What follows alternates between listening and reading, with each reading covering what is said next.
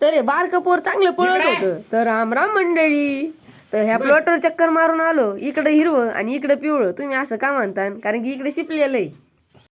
तर मित्रांनो, असंच फिरता फिरता इकडं आलो होतो. तर आपली केळी बघा, लय मस्त बरं का केळी, चवीला पण लय भारी.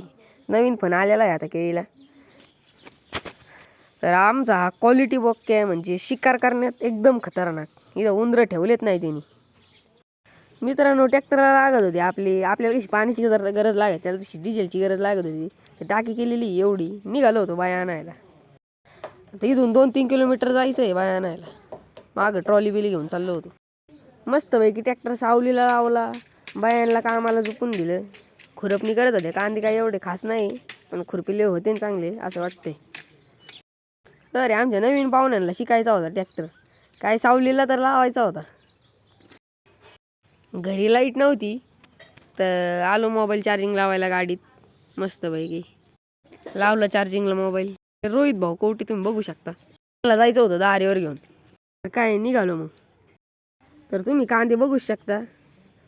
लय मस्त कांदे झालेले आहेत. आता भरणं चालू करायचं आहे आता थोड्याच वेळात. तर आपले गौरव शेठ बघू शकता तुम्ही. आले होते शाळेतून मस्तपैकी निवांतमध्ये.